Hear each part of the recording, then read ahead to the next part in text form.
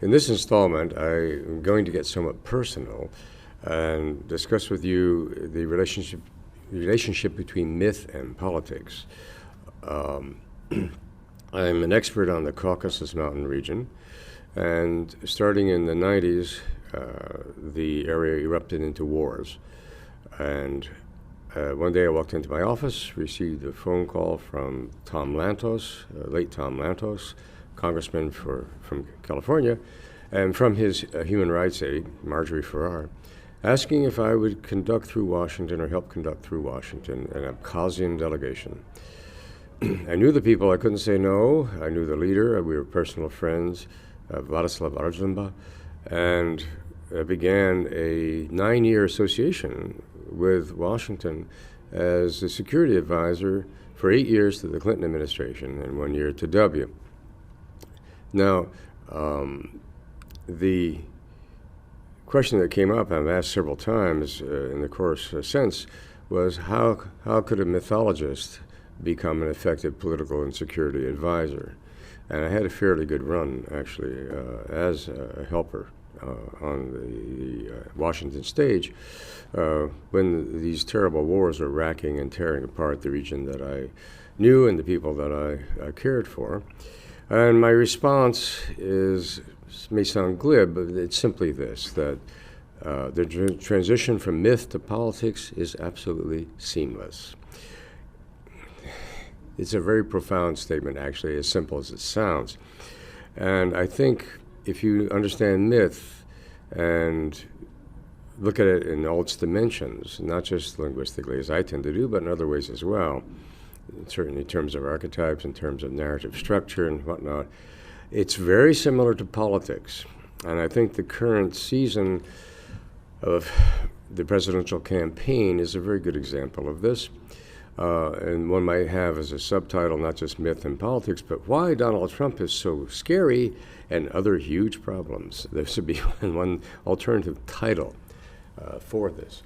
Now, in myth, we have stories that are not only entertaining, but help shape the identity and the sense of self of the people who hear them, particularly if they're younger people, and are often characterized, as my Nart Saga efforts have been, as giving the voice of a people, whether it's the Ossetians or Circassians or Abkhazians. So there are resonances here of concepts of self, concepts of community, to whom you belong, what you are. And of course, this is what politics does. This is how politics goes beyond the level of the clan and goes into the level of the nation and the community and the nation, and provides an identity that needs to be supported and sustained, that is the essentials for a good life and for self-fulfillment within that nation, and acts as a way of protecting that from alternate nations who have perhaps adversarial ambitions or outright threats to the community to which you belong. The easy way to characterize this is good versus evil, the opposition, or hero versus villain, and myth gives us these oppositions often in very clear and dramatized forms. The truth is, as complex as our societies can be and as complex as individuals are, the typical political discourse tends to polarize things in pretty much the same way. And right now, between Donald Trump and Secretary of State Hillary Clinton, we see a polarization that is that intense and in many ways that simple. It is a classic mythic confrontation between good and evil, as seen from one group's perspective, and evil versus good, as seen from another group's perspective. Now, of course, life is a continuity. It's a trivial statement. And once you are no longer young and you've established your identity, you've heard your myths, there are other myths, myths that offer hope, offer directions, offer words for the future. So one of the themes of mythology is also hope for the future, hope for the good. One wants a good future. Okay, generally, not always, sometimes, but generally. And to some extent, what's happened in our society in the last say 2 generations, is that a theme of liberalism has emerged. And if one wants to define that, that's fulfillment of the individual, that is tolerance for variations between people, that is a effort to forgive things that otherwise might be seen as failings, to help and to more or less level the playing field so everyone has a chance to have some kind of self-fulfillment. It rotates around the individual, and the individual has power through the process of democracy, expressing their individual preferences at the higher level. And generally speaking, the entire effort can be said to be an exercise in attaining and maintaining and promoting into the future freedom. Now, that's a nice English word, freedom, and whatnot. If you turn to Sanskrit and you go to the old war bands that were running around in ancient India 4,000 years ago, they practiced priyadama. Priya, same word as free in English, dhamma, dham, freedom. Priyadama, exactly the same idea, freedom. So it has very ancient roots. It's not just, we think of it as sort of a modern manifestation of certain generations and the aftermath of terrible wars in the 20th century. But it's got ancient roots that go back at least 4,000 years and probably farther. So this is an eternal aspiration. And what myths do is they talk about stuff that does not go away, stuff that lasts generation through generation, century by century, millennium by millennium. And in a sense, our political aspirations will do the same. Now, they're couched politically. The things are couched. They're pegged to a leader, they're pegged to an event, they're pegged to a revolution, the establishment of, say, the United States, breaking away from the British Empire, so on and so forth. And what we're doing is evoking something that's already there. We're bringing up an archetype, we're bringing up an ancient ideal, and we're pegging it as an invention of a certain time.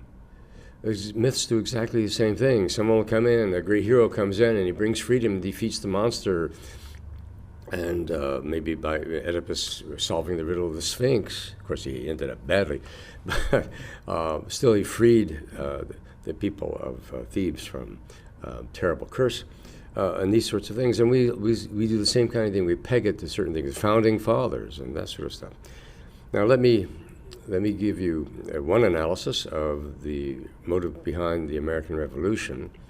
One idea was that the elites, including the founding fathers and mothers, obviously, of this era, try to mimic, as they saw naturally their state, the British aristocracy, and to enjoy the privileges, fancy furniture, chandeliers, so forth, that were familiar to them or their parents from their roots back in England. Now, all that stuff had to be brought in by ship, and it was extraordinarily expensive, much more so than it was back in the homeland. This is before the Revolution. And they became mired in debt. And they were so deeply mired in debt that they banded together and figured out at the Congressional Congress, that Constitutional Congress, that the only hope they ever had to get out from under the debt was to break away from England, declare themselves independent, and set up another country. Now, that's not myth, and it may not be true, but that certainly is one historical argument that I've read about the roots of the American Revolution. We don't talk about it that way, we don't think about it that way, and I must confess, I myself, when I read about these very plausible explanations, very mundane explanations, was stunned and realized that I had been engaging, as we all have, in a political myth about the history and emergence of the United States. Now, I've been in Canada for a while. I'm a dual citizen. I've been in Canada for a while and come to find that an alternate home. And there's a myth about Canadian Confederation and the emergence of Canada. And I looked into that as well. Well, what happened? There was an American Civil War. Talk about mythology, but we'll maybe come back to that. The British supported the Confederate side. The Confederate side lost. The British bet on a losing horse. The Union side was entitled, as was still the custom, to seek war reparations from the British for what they saw as interference and making their effort to subdue the South even more difficult than it might have been. And the British said, oh, well, okay, what we'll do is we'll give you Canada. And then you'll have this huge territory, you can have it all. And at that time, there was no Canada. It was a geographical term. It wasn't a political entity. It was part of the British Empire, and the British were entirely entitled to do that. Now, somehow or another, a handful of about 6 or 7 men centering around Ottawa got wind of this. And they didn't want to be turned over to the United States. They were afraid that they would confiscate the property of these fairly wealthy men. So they got together and said, look, let's declare a country. Then they can't turn us over, and we'll be free of this horrible threat. And so it happened somehow. They did this, and then when the Yankees, let's call them, went to London to get their Canada, London said, oh, sorry, these characters have turned around and declared themselves to be a nation, and we're going to have trouble doing it now. We'll just give you money instead. So they settled for the money, more or less.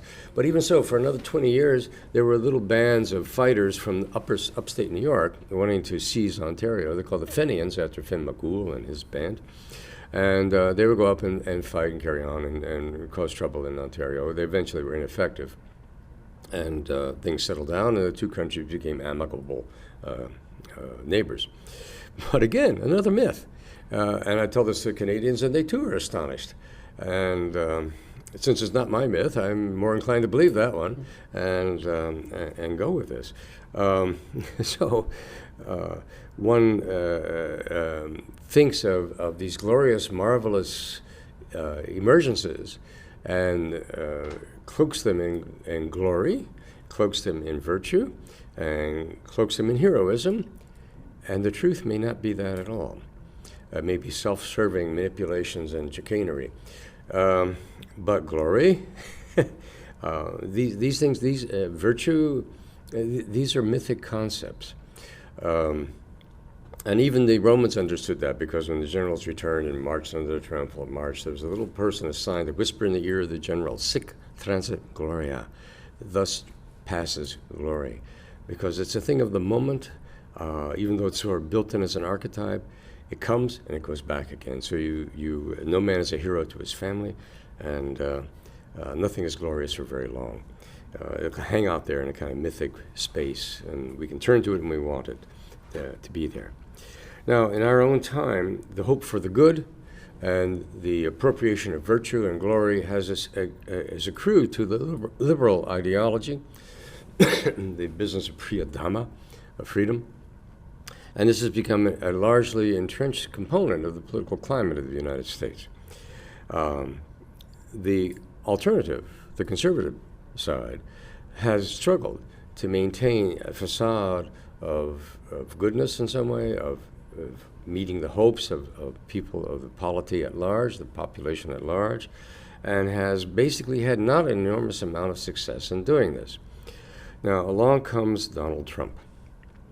And what Trump is doing is offering one of the alternative dreams that is a mythic component of American identity, and that is the attainment of wealth and the attainment of power and the ability to act and free oneself from the constraints that, say, not poverty per se, but normal income, normal position in society imposes on everybody. And the fact that, in fact, Trump, look, I took my kids to Atlantic City. I'm from New Jersey. I took them to Atlantic City. Here, kids come from Canada. Look at Atlantic City. We get there, what's happened? The very day that the bank seized Trump's assets in Atlantic City, they were stringing up the tape saying, do not cross, foreclosure. Well, not like this. I know he doesn't succeed in this. This is a kind of myth that he himself has created surrounding himself, a distortion of the actual reality, a cloaking of the reality in not in its actual terms, but in terms of kind of glory, I say, in terms of virtue. Now, if you know these facts, it's not there, and his assertion to the contrary is seen as a lie. But those people who want somehow to feel that the wealth is still possible, that some kind of freedom from governmental constraint, and we're getting more complex and there's more constraint, they turn to Trump. They find in Trump someone who is an iconoclast, a kind of hero, a kind of trickster hero, if you will. And that's another archetype from myth. Someone who can look at the order, say it's bad, say it's a mess, I'm going to fix it, I'm going to undo this, I'm going to make misery for the people in power, and we are going to succeed. I'm going to come up with an alternative reality and carry the day forward. So trickster figures, particularly in Europe, are destructive, but the trickster figure is again a trickster figure in the spectrum of tricksters. In North America is also a creator. So Coyote not only makes a mess of things, but from the mess he makes creation. And so Donald is really more like Coyote than he is like Loki, perhaps. But that's from the perspective of the other side. And there's a polarization. So some of us find his facial expressions, his pronouncements, everything about him a threat. He's a terror. What is he? He's a villain. What have we done? Well, I think he's just a kind of empty, bragging example of a kind of overweening businessman. Occasionally you run across somebody like that. I have had dealings with people like that. I don't see him as a monster or a villain because I'm aware of the machinery of mythology. But most people are not, and it's very natural that these mechanisms hit into play because we're worried about mythological issues here. Would I use the wrong adjective? Maybe. Maybe I should have said political issues. It's very hard to tell which one to use sometimes if you're inside my head. Okay. Now, we have threats. And one of the things that our identity is supposed to do is be protected and enjoy the protection of the larger powers that control and maintain the hero. The hero is supposed to protect us. The leader. All right. Now, what threats do we have? We actually have threats. We have serious, tangible threats. We have a resurgent Russia. Of course, it's going to have its own mythology about what its position in the world is. We have an ambitious expansionist China. And they will have their own view of things and couch their terms in virtue. And the real problem, when I was an advisor to Clinton, I was occasionally a back-channel diplomat. The real problem sitting down at the diplomacy table is that you're facing someone whose ideas and attitudes are entirely different from yours. And the most natural thing in the world is to see them as corrupt, vicious, a villain. And from their perspective, no, they're a hero. They're virtuous. They're pushing the protection and enhancement of their world. And to realize that their attitude, as different as it looks to you, is sincerely embraced and is preconditioned by the heritage and history of their own land and their own people, and they've created their own mythological narrative that justifies their position. So I found very quickly, I'm not talking about moral relativism, I'm talking about a moral prism. And so we have very similar morals in a sense, but with very different goals for those morals, because we occupy different places on Earth, have different histories, and we're looking for different mythologies and different narratives to play out in adversarial and conflicting ways. And one has to respect that, understand that, and come to somehow try to manipulate that to find a common ground. It's very difficult. That's one kind of threat, and one of the difficulties involved. And now, frankly, I'll put forward a political opinion, and that is that the temperament exhibited by Donald Trump makes that kind of encounter impossible for that individual.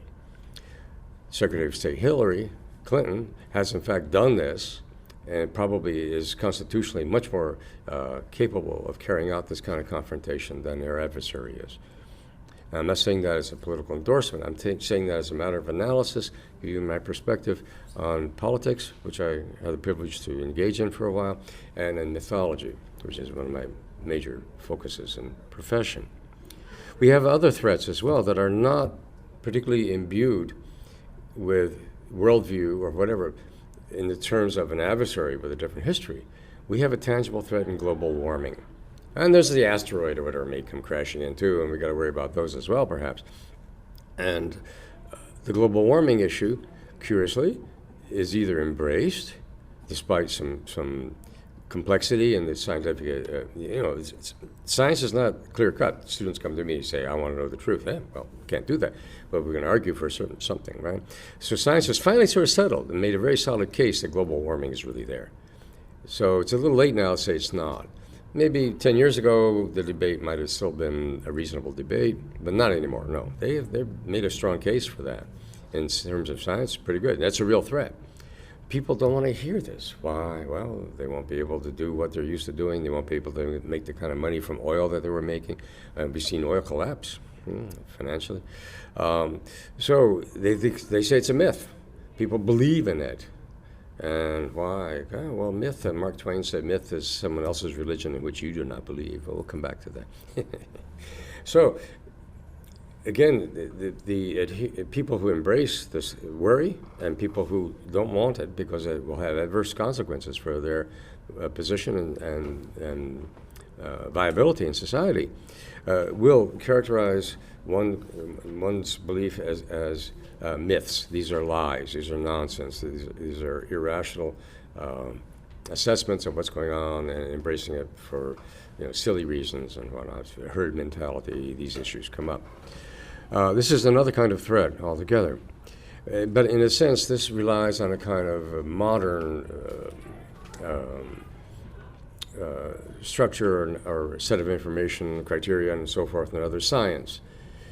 And there were perhaps people that would talk about the universe and whatnot, but there was no scientific technique in the old days and so on. And so this is not an archetype, but it's the issue of belief in this and whatnot becomes more an archetype. So the bottom line for the archetype and the mythic thinking here is simply that of confrontation, polarized interests. I need to say that one again, I'm sorry. Yeah, the basis for... You should just hold for sound before, yeah. We'll, Still rolling. we'll edit it, I guess, or something. Take it out. Yeah. Suddenly it's become very noisy. I think there's a high school class in the halls. Yeah, there's a this freshman class in there. Something, I don't know.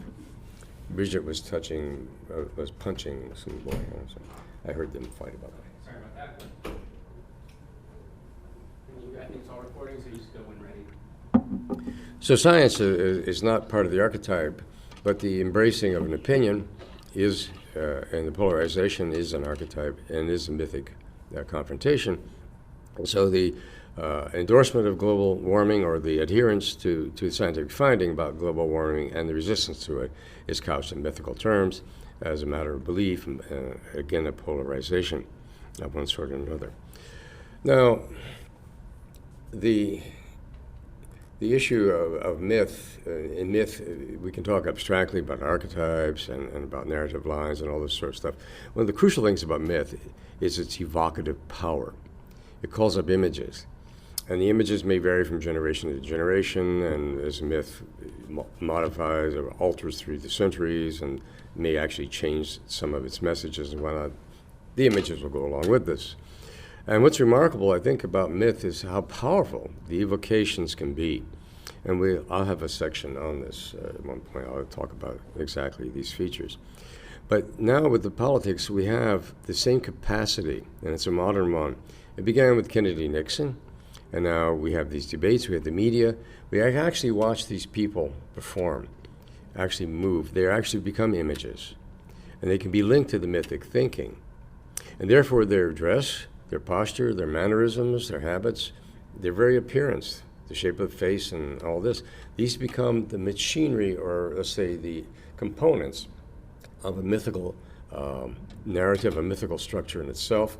They feed in to the mythic objects of identity and polarization, of threat.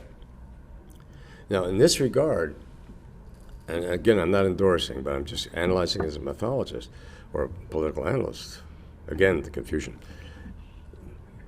Mrs. Clinton has done a much better job in maintaining a composed, neutral, and reassuring manner. Donald Trump, with his strong statements, his facial expressions, his gestures, at first they're entertaining, but now after having been, flinging water around, talking about Marco Rubio sweating and all that, it was sort of funny, right? But they now become almost ominous in a way. The signals he's giving, particularly his facial signals, his scowl, is supposed to be, I guess, serious, as maybe how he thinks of it.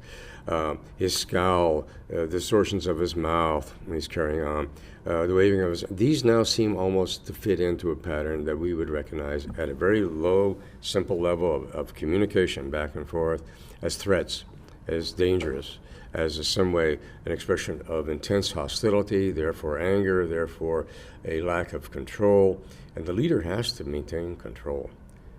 no matter what, because crazy things happen. If you lose your head and you're the leader, everything's lost.